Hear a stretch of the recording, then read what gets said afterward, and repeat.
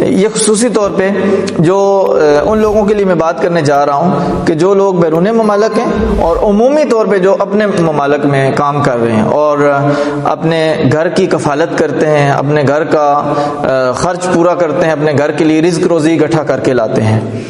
ان لوگوں کے لیے میں بات کرنے لگا ہوں۔ اور وہ لوگ جو اس رویے کے مالک، کون سا رویہ کہ جو لوگ کہتے ہیں جی آپ نے بہت سارے لوگوں کو سنا ہوگا، آپ کے ساتھ بھی لوگ رہ رہے ہوں گے، ان کو آپ نے سنا ہوگا، بہت سارے لوگ کہتے ہیں جی ہم پیسے جمع کرتے ہیں اور ہم پیسے اکٹھے کرتے ہیں پھر بھیجتے ہیں، جو گزارا ہوتا ہے جی فون،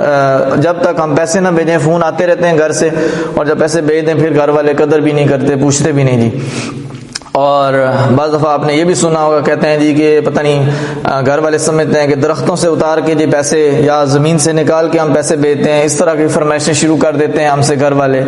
طرح طرح کے تانے تشنیع اور اس طرح کی باتیں آپ کو سننے میں ملتی ہیں۔ اور گھر کما کے لاتے ہیں تو پتہ نہیں ان کا رویہ اس ٹائپ کا ہو جاتا ہے کہ وہ احسان جتا رہے ہوتے ہیں کہ ہم ہیں، اگر نہ کمائی کریں تو گھر کا سارا معاملہ رک جائے، یہ ہے وہ ہے۔ اچھا، ایک بات میں بڑی خاص کرنے لگا ہوں، ان کے ذہنوں میں یہ بات ہونی چاہیے کہ یہ جو رزق ہے یہ آپ کی وجہ سے مل رہا ہے، جو گھر والوں کا رزق آپ کے ذریعے سے آ رہا ہے یہ آپ کی وجہ سے نہیں مل رہا ہے۔ ہو سکتا ہے آپ کے گھر میں کوئی بچہ ہو سکتا ہے آپ کے گھر میں بیوی کی وجہ سے مل رہا ہو، آپ کے بچوں کی وجہ سے مل رہا ہو، آپ کے ماں باپ کی وجہ سے، آپ کے گرینڈ پیرنٹس کی وجہ سے مل رہا ہو، کسی گھر میں کوئی اور فرد ہو جس کی وجہ سے وہ رزق آپ کا لگا ہوا ہے۔ اور یہ کوئی میں خود سے نہیں بات کر رہا ہوں بلکہ ترمذی شریف کی روایت ہے، اور اس حدیث مبارکہ کا نمبر 2345 ہے۔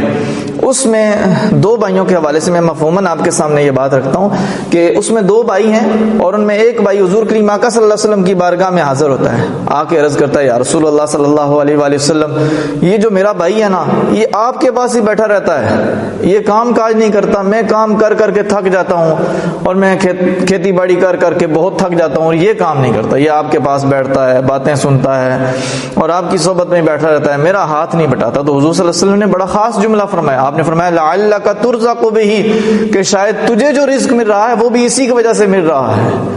اور یہ چیز جو ہے وہ ہمیں ہر وقت پیش نظر رکھنی چاہیے کہ ہمیں جو رزق مل رہا ہے شاید ہمارے بچوں کی وجہ سے مل رہا ہے، بیوی کی وجہ سے مل رہا ہے، والدین کی وجہ سے،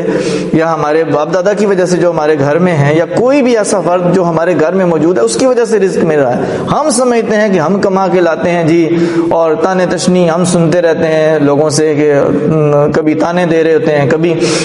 طرح طرح کی مذاق کر رہے ہوتے ہیں، کبھی طرح طرح کے جملے کس رہے ہوتے ہیں گھر والوں کو کہ جی ہم نہ ہوں تو گھر کا نظام بھی نہ چلے۔ نہیں، ایسا نہیں ہے۔ آپ ایسے لوگوں کو دیکھ لیں نا کہ جن کے بڑے